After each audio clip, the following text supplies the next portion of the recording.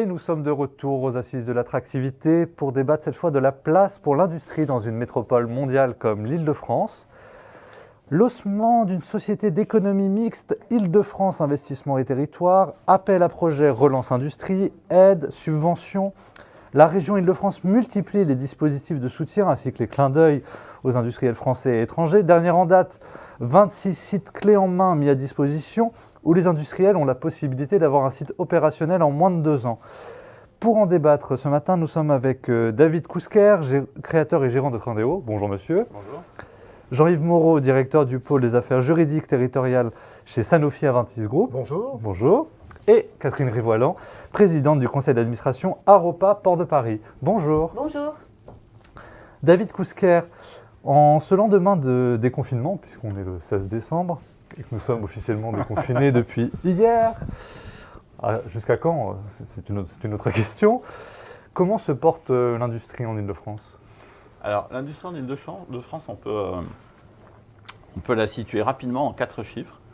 Dans les données qu'on produit, nous, depuis 2009 sur l'emploi et l'investissement en France, l'Île-de-France, c'est 21% des créations d'emplois en général. C'est 32% de création d'emplois dans la R&D. Donc 32% des créations d'emplois en R&D en France sont en Île-de-France.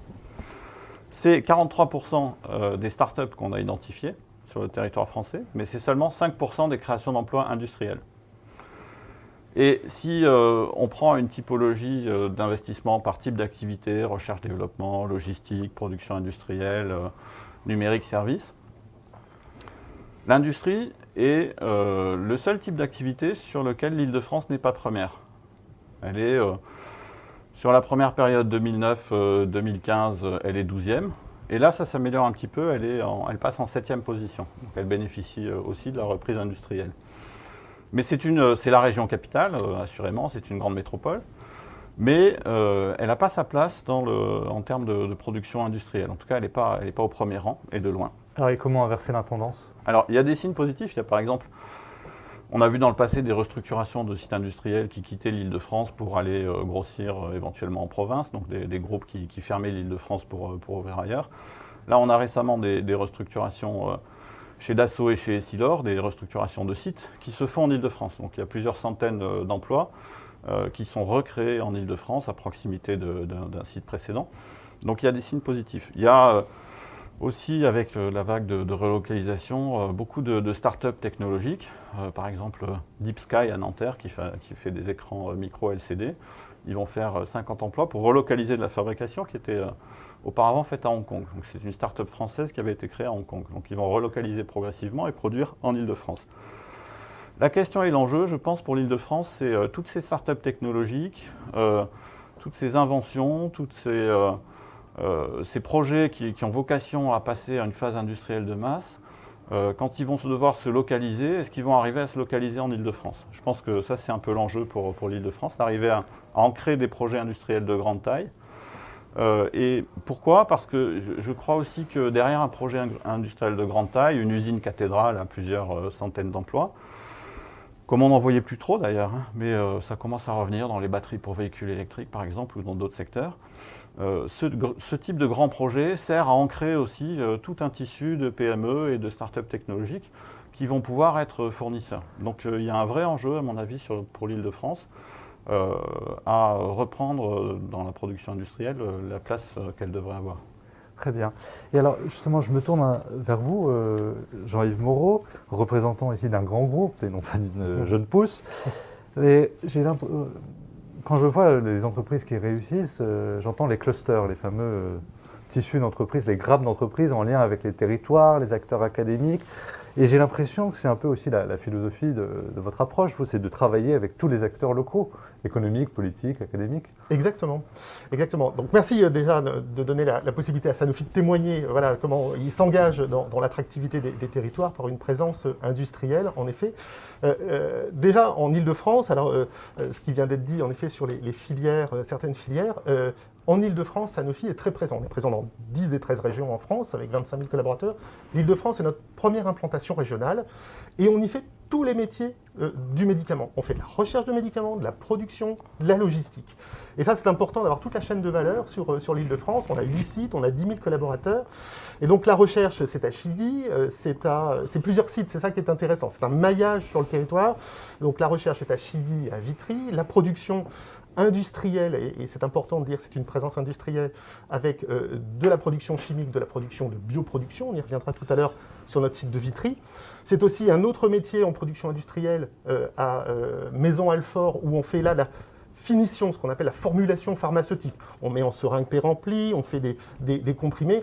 Donc vous voyez, dans le débat où on n'a plus d'usine en France dans le médicament, voilà, Sanofi a vraiment sur l'Île-de-France toute la chaîne du médicament, jusqu'à la distribution. On a notre plateforme d'exportation qui est à Croissy-Beaubourg. Donc au-delà des fonctions sièges, des fonctions corporate, des fonctions support, voilà, on a bien une présence industrielle.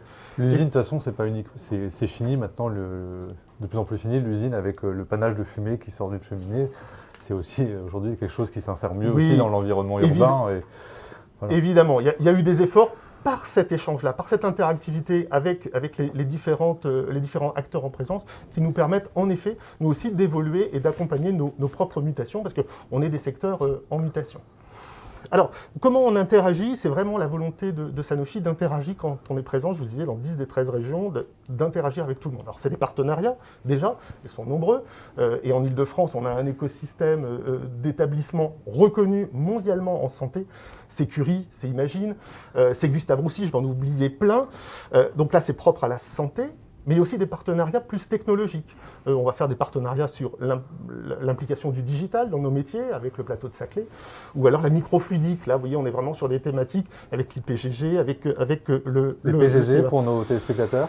C'est l'Institut de Paris qui travaille particulièrement sur ces microfluidiques, la microfluidique. Donc on est sur l'extrêmement petit pour pouvoir définir des flux des agents, et notamment en application de santé. Donc il y a d'autres applications que la santé, mais la microfluidique, l'Île-de-France est reconnue mondialement dans le monde pour ça. Et on a un institut, Pierre-Gilles de Gênes, à Paris. Catherine Rivoilan, vous êtes donc présidente du conseil d'administration Aropa Port de Paris, qui est aujourd'hui un groupement d'intérêt économique entre les ports de Paris, Rouen, Le Havre et futurs établissements publics. Justement, on l'oublie souvent, mais l'Île-de-France, c'est 70 ports, 7 plateformes. Et vous, ce que vous proposez, c'est du foncier, c'est quand même important aussi pour s'implanter, de l'interopérabilité, en clair que tous les modes de transport communiquent. Si sans transport efficace, il n'y a pas d'attractivité, il n'y a pas de gens, il n'y a personne qui vient, pour résumer grossièrement. Et de la transition écologique, parce que les ports, ce n'est pas uniquement des bateaux au diesel ou au fioul. Donc justement, c'est un peu le tiercé gagnant, vous, pour de l'industrie de demain? Oui, alors merci également de nous accueillir. Aujourd'hui, Port de Paris, vous le précisez, souvent on s'interroge quand on entend dire 70 ports pour Port de Paris. Eh bien oui, effectivement, c'est 70 ports et 7 plateformes multimodales, mais c'est aussi 15 600 emplois liés aux activités portuaires. Et donc, lorsqu'on parle d'attractivité au niveau des ports, souvent on a une vision... je dirais, défaite des ports, une vision industrielle qui n'est pas franchement chouette. Quand on se souvient des dernières incidents sur les ports, et notamment à Rouen, mais aussi à Beyrouth, on a souvent une certaine défiance par rapport à l'activité portuaire. Mais malgré tout, un des grands enjeux d'attractivité d'un port demain, c'est son niveau d'acceptabilité au niveau du public, au niveau des citoyens. Et donc, cette attractivité, cette acceptabilité, elle doit aussi se faire de façon tout à fait cohérente, en proposant des services non seulement de bout en bout, mais aussi en travaillant de façon beaucoup plus précise sur tout ce qui tourne autour de la transition écologique, de la transition énergétique, puisque on ne va plus construire de ports, on ne va plus développer les activités portuaires sans intégrer cette notion à la fois de transition énergétique et écologique. Et donc, il faut aussi qu'on soit je parlais tout à l'heure de l'innovation. Voilà. Je parlais tout à l'heure de panache de fumée des usines. Aussi, c'est plus acceptable aujourd'hui d'avoir des énormes bateaux qui envoient des panaches de fumée ou qui recrachent des tonnes de carburant dans l'eau. Vous avez raison, quand on parle de bateaux sur les ports, mais on parle aussi d'entrepôts. Vous le précisiez par rapport aux fumées qui sortent des usines, mais nous, l'enjeu de demain, au niveau de Port de Paris, mais aussi au niveau de Haropa, des 3 ports réunis sur l'axe Seine, c'est de travailler sur cette transition et de mettre en avant la rénovation des bâtiments et intégrer les nouvelles formes de transition écologique sur les bâtiments, parce que plus personne demain ne viendra sur la région parisienne ou même sur l'axe ou sur les ports en général, si on ne sait pas offrir quelque chose de différenciant et des conditions d'accueil qui soient attractives et qui donnent du sens et de la valeur. Alors justement, vous avez rappelé tout à l'heure, David Kouskar, que l'industrie, c'était 5% de l'emploi en Île-de-France. L'Île-de-France n'est pas pour autant une île et irradie plusieurs régions. Comment aussi on peut redonner la place qu'elle mérite à l'industrie en Île-de-France? Alors, il y a une problématique générale en France, en fait, des usines et du moindre développement industriel, mais il y a aussi des effets de mode. C'est-à-dire qu'il y a 10-15 ans, c'était la mode de l'entreprise sans usine. Et c'était vu comme le dernier chic. Donc aujourd'hui, on se rend compte que ça pose des problèmes, et notamment des problèmes de chaîne d'approvisionnement. On l'a vu de façon criante sur le point sanitaire. Donc il y a un enjeu de relocalisation. Et du coup, on fait attention à tous les éléments qui peuvent freiner l'ouverture de nouvelles usines. Nous, on a rendu un rapport pour la Banque des Territoires en mai dernier, et en introduction, on constate quand même que la part de l'industrie dans le PIB français, elle est en baisse continue depuis une 50aine d'années. Donc il n'y a pas un seul facteur, il n'y a pas une seule cause, c'est un ensemble. Alors je vais vous poser une question politique, entre guillemets. On n'a pas eu de ministre de l'Industrie pendant 10 ans, depuis Christian Estrosi sous Nicolas Sarkozy, à Agnès Pannier-Runacher, qui est officiellement chargée de l'industrie depuis quelques mois. Ouais. Est-ce que ce portage politique est pour quelque chose aussi? Je pense que c'est une très bonne chose. En fait, c'est un effet de retournement. C'est-à-dire que cette mode intellectuelle de l'entreprise sans usine, plus personne n'y croit. Donc maintenant, tout le monde a conscience qu'il y a un impératif industriel. Maintenant, il faut faire le point sur l'ensemble des facteurs qui ont conduit à cette situation. Et parmi ceux-là, il y a un manque de robotisation, par exemple, dans l'industrie française, alors qui est en train d'être rattrapé, mais qui a longtemps été criant par rapport à nos concurrents. Il y a aussi la question du foncier, c'est-à-dire que... Les terrains disponibles. Voilà, aujourd'hui, si on veut un site... Parce que le foncier est un gros mot encore.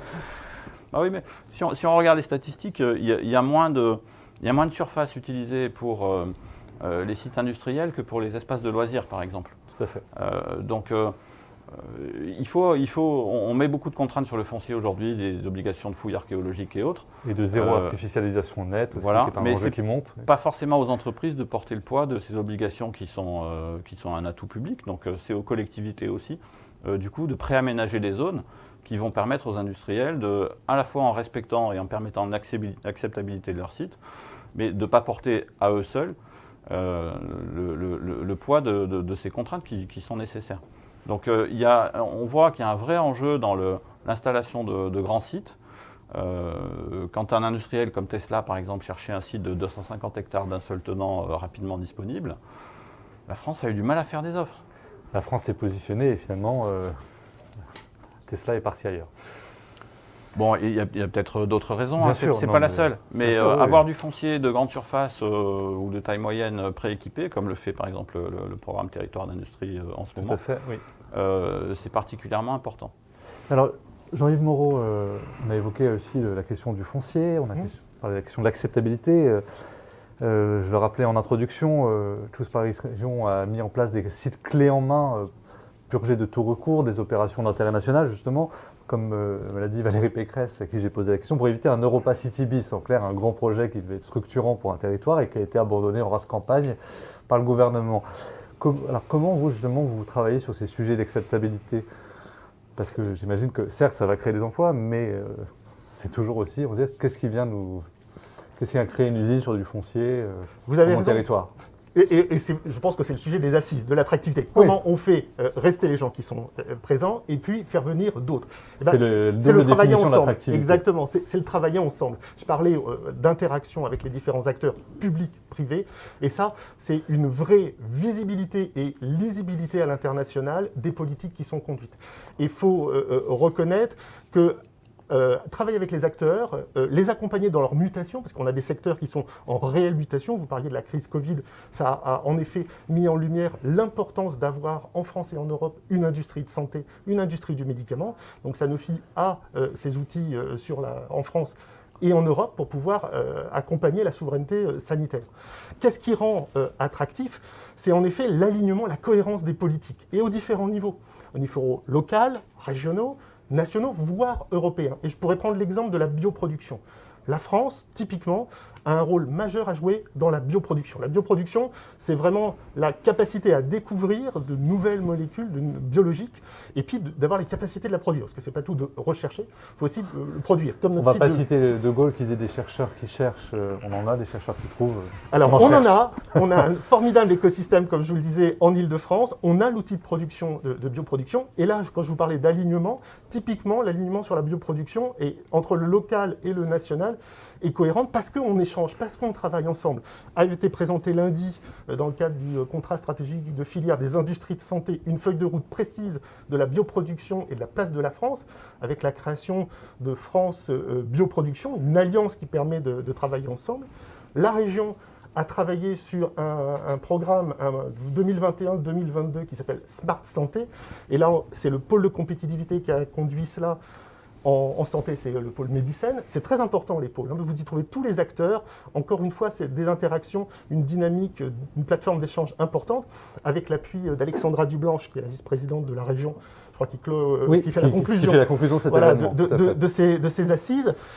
Donc, dans ce programme Smart Santé de la région qui a été présenté il y a quelques semaines, la bioproduction est aussi inscrite parce que l'Île-de-France, au-delà de la santé, a des vrais atouts. Voilà. Et la région accompagne le financement d'un campus parce qu'on a besoin aussi de compétences pour ces métiers d'avenir. Et donc, finance un campus totalement digitalisé pour former les ingénieurs, les opérateurs de demain en bioproduction. Ça s'appelle le campus biotech digital. Et là, vous voyez, on parle aussi de compétences et c'est l'attractivité de travailler ensemble, d'accompagner les mutations industrielles avec une cohérence des politiques, qu'elles soient nationales et régionales. Là, on donne envie de travailler en Ile-de-France. Merci, vous m'avez aidé à trouver la transition pour Catherine Rivoalan, parce que justement, vous avez été un peu précurseur avec ce GIE à repas. Jacques Attali, le célèbre économiste, disait un jour il faut mettre la capitale dans un port. Édouard Philippe, maire du Havre, a été Premier ministre. Bon, maintenant, c'est le maire de Prades, Pyrénées-Orientales, qui est Premier ministre. Mais ce que je voulais dire par là, c'est que, pour faire aussi un jeu de mots sur la bioproduction, il faut aussi décarboner la chaîne logistique, qui est très lourde, de l'entrepôt au client final. Est-ce que vous parliez beaucoup de la transition écologique, est-ce que cette transition écologique de l'industrie qui est en marche, qui est en mouvement, parce qu'en marche c'est trop connecté, trop en mouvement, est-ce que c'est aussi un levier d'attractivité justement pour mettre les ports français, franciliens, dans le concert des ports européens? C'est typiquement un levier d'attractivité et l'ensemble des écosystèmes nous le demandent. Donc on n'a pas attendu non plus que les écosystèmes viennent vers nous pour commencer à travailler sur le sujet. Et mon collègue en parlait à juste titre, c'est que il y a un vrai travail en commun à avoir entre le privé et le public pour travailler de pair et apporter des réponses et des solutions qui vont bien. Le bio-GNV, vous en parliez, c'est quelque chose effectivement que l'on a travaillé depuis un certain temps et on a installé une station bio-GNV sur un de nos ports, celui de Gennevilliers. On travaille également sur l'hydrogène. Pourquoi ? L'hydrogène, 7 milliards du plan de relance. Mais complètement. Mais il faut qu'il soit vert. Mais bien sûr. Mais pourquoi faut-il travailler sur l'hydrogène ? Tout le monde a en vision les JO 2024, par exemple. Oui. Et donc, on ne peut pas se dire demain que nous allons pouvoir organiser des JO 2024 avec des épreuves de natation, de nage en eau libre dans la Seine, en considérant qu'on ne va pas commencer à travailler ou même déjà avoir amorcé avec la communauté portuaire de Paris des réflexions sur les motorisations de ces navires. Vous en parliez tout à l'heure. Donc, on voit tous passer des navires, des barges, des péniches, on peut les appeler tous comme on veut, mais néanmoins, il y a un vrai travail à faire sur la modification des motorisations. Et cette modification, elle a aussi un objectif, non seulement de devenir attractive, mais de travailler sur la pérennité du dispositif. Tout ce que l'on fait au niveau de Port de Paris, c'est aussi pour le rendre pérenne et pour faire profiter à tout à chacun, donc les citoyens parisiens, de pouvoir utiliser aussi les eaux de baignade, puisque quand on parle de motorisation propre, généralement, on a tous envie d'aller se baigner dans la Seine derrière. Et donc, il y a aussi un gros travail qui est fait sur l'assainissement des eaux. Et bon, c'est un sujet complet. Oui. Tout à fait complet. Et avoir une adjointe chargée de la Seine, Ville de Paris, qui est chargée aussi de la prospective, je pense, Célia Bloel, oui, en l'occurrence. C'est utile C'est complètement utile. Et Célia Bloel fait partie du conseil d'administration d'Aropa Port de Paris. Donc, elle vient avec cette ambition de vouloir transformer un dispositif plus vert, plus respectueux de son environnement, plus vertueux, plus attractif. Et elle fait partie de ce conseil d'administration. Et quand elle prend la parole au niveau du conseil, je peux vous assurer que nous l'écoutons tous avec un grand intérêt parce qu'elle porte aussi la voix de l'avenir et puis la retranscription de ce que les riverains ressentent au niveau de la ville. Parce que j'en parlais tout à l'heure, au niveau de l'acceptabilité, un port a tout à faire et à continuer de travailler sur ce domaine. David Kousker, j'ai rappelé tout à l'heure les dispositifs mis en place par la région, on vient de parler de la ville de Paris.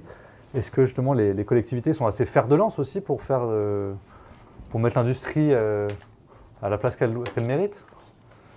Ouais, effectivement, il y a des coopérations à mettre en place. Une des plus grandes zones industrielles du monde, peut-être même la première en surface, a accueilli l'usine Tesla Panasonic en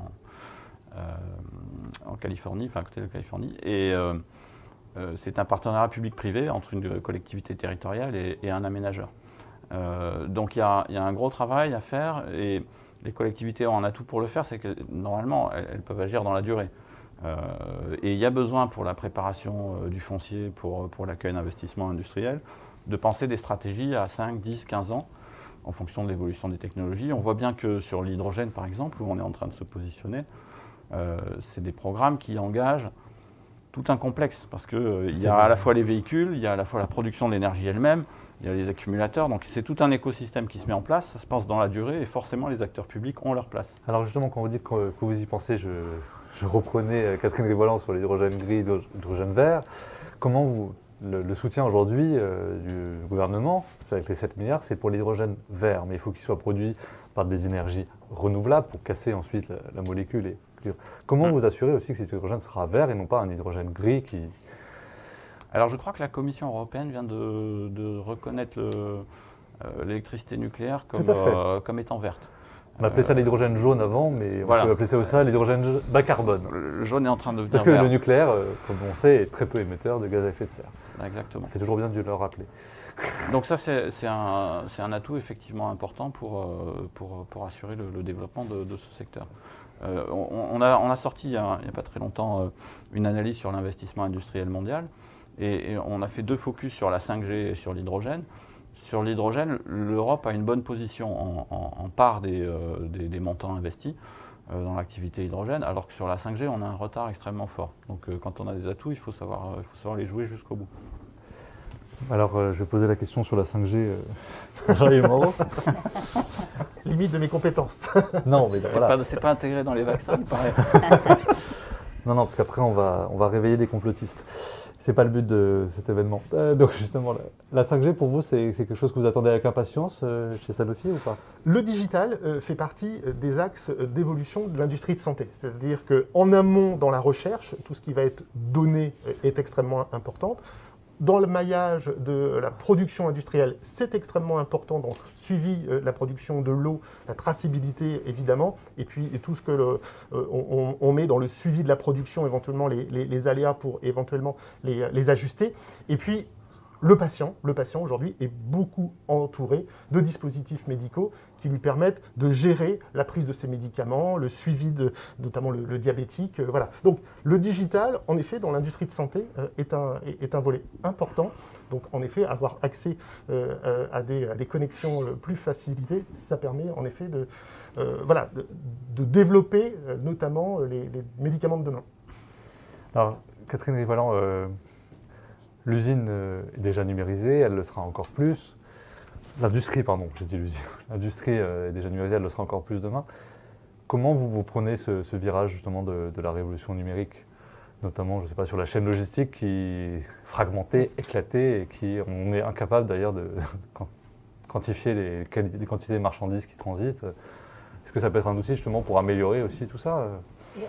Vous avez raison, c'est un enjeu majeur, le numérique, le digital, parce que proposer aux acteurs économiques une réelle traçabilité de leurs flux de bout en bout, c'est juste le point de passage obligé pour être attractif encore plus demain, parce qu'il n'y a pas de bon logisticien qui ne puisse pas se développer sans avoir une traçabilité complète de ses flux. Alors il y a non seulement cette traçabilité des flux, mais il y a aussi la question de la sécurité. Parce qu'on transporte des marchandises de toute nature. Et donc, vous comprenez bien que derrière cet enjeu du numérique, il y a aussi la question de la sécurité des flux. Parce qu'on ne fait pas voyager n'importe quelle marchandise de façon... n'importe comment, en fait. Il faut avoir vraiment une précision sur la donnée. On a signé l'année dernière, à ce titre, et c'est le port du Havre qui l'a fait, un partenariat portant sur la 5G. Et on a également un partenariat avec des sociétés qui développent, et localement au Havre, sur ce qu'on appelle les Port Community Systems, hein, c'est-à-dire qui nous apportent de l'information et de la fiabilité de la data sur l'ensemble des flux et de bout en bout sur la chaîne. David Kouska, on parlera tout à l'heure des talents, mais j'anticipe un peu cette prochaine table ronde parce que l'usine est un peu sortie de cette image d'Épinal, on l'a dit, elle est de plus en plus numérique, avec de la robotisation, même si vous l'avez dit tout à l'heure, on est un peu en retard là-dessus, on n'est pas... Voilà. Mais est-ce que ça peut être aussi un levier d'attractivité pour faire venir les talents dans l'industrie? Bien sûr, les questions d'image sont importantes. On l'a vu, dans les 3 dernières années avant la crise du Covid, il y avait une reprise dans l'industrie qui avait même recommencé à créer des emplois et en nombre. Et ce dont on se rend compte, c'est dès qu'on est dans cette situation, on a des difficultés de recrutement qui apparaissent très très vite dans des tas de secteurs industriels. On ne trouve pas telle et telle formation. Parce que l'industrie a eu une tellement mauvaise image pendant un moment, on s'était habitué à l'idée que c'était has-been, les jeunes ne se formaient plus. Donc aujourd'hui, c'est en train de changer. Il y a eu une opération comme l'usine extraordinaire, par exemple, au Grand Palais l'an dernier, où il y a beaucoup de classes qui sont venues défiler devant des machines avec des contrôles laser, du numérique, etc. Et les gens ont pu voir qu'effectivement, l'usine, ça peut être un univers fascinant. Donc ça, c'est en train de changer, mais ça prend du temps, effectivement. Quand on voit, par exemple, les derniers résultats sur les tests mathématiques, c'est un peu inquiétant. Donc on a besoin aussi de maintenir une culture scientifique et technologique. Il nous reste 2 minutes, donc je vais vous demander à vous, Jean-Yves, et vous, à Catherine, en 1 minute, de me donner une idée, ce sera le mot de la fin, justement pour refaire de l'industrie un fort enjeu des prochaines années. Je crois qu'il faut continuer à travailler ensemble, acteurs privés, acteurs publics, co-développer, co-construire des programmes avec une cohérence entre les régions, le national, l'Europe. Je pense que c'est fondamental. Et la partie compétences dont je parlais aussi, et voilà, redonner envie de venir travailler dans l'industrie.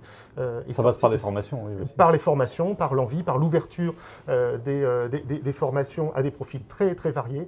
À l'alternance, Sanofi est extrêmement mobilisé sur l'alternance pour accompagner les jeunes dans leur parcours professionnalisé. Donc voilà, ça c'est vraiment travailler ensemble, s'ouvrir. Ça donne envie aux gens de venir travailler sur un territoire aussi dynamique. Catherine Rivoilan. Pour Port de Paris et Aropa, c'est faire en sorte d'attirer les jeunes, parce que la logistique a juste une difficulté pour attirer des jeunes talents. Donc il faut vraiment qu'on arrive à donner envie aux gens, à leur donner confiance également sur ces métiers qui sont des métiers d'avenir, parce qu'on a forcément une mauvaise image de ce qu'est une activité portuaire, alors qu'en fait elle est génératrice et par le biais de sa présence sur les différentes filières portuaires au sein des ports. Donc c'est confiance, audace. Audace pourquoi? Parce que les ports disposent tous de foncier. Et donc il faut aussi prendre conscience que lorsqu'on a envie de développer une activité, il ne faut pas hésiter à se tourner vers les ports qui seront là pour vous accueillir et puis proposer des solutions clés en main. Et enfin, tous ces sujets numériques, transition écologique, on sait que ça va prendre du temps, mais il y a quelque chose qui fonctionne très bien et qui a besoin de fonctionner encore mieux demain, c'est le recours au transport fluvial. Et donc n'hésitons pas, lorsqu'on veut créer une entreprise et on veut créer... positionner un entrepôt, créer une entreprise sur la vallée de Seine. Le transport fluvial est là aussi pour pouvoir se différencier, se positionner, proposer une logistique décarbonée. Et donc, ayons confiance aussi dans le recours à la voie d'eau qui est performante, qui est écologique et économique et qui a besoin encore de se développer parce que là aussi, il faut qu'on accompagne les compétences sur le transport fluvial parce que c'est une profession qui a eu tendance à un moment donné à tomber un petit peu. Et là, avec le recours à la voie d'eau, on sent bien que des nouveaux métiers émergent sur le transport fluvial. Donc, audace, confiance, compétences, et puis il faut avoir cette forme de dynamique collective. Vous le précisiez, vous l'avez précisé, il faut se faire confiance, il faut s'écouter et construire ensemble. La dynamique collective, c'est important, et justement la prochaine table ronde portera sur ce sujet. Nous allons bientôt débattre de inventer ensemble le futur de nos industries. Merci. Merci.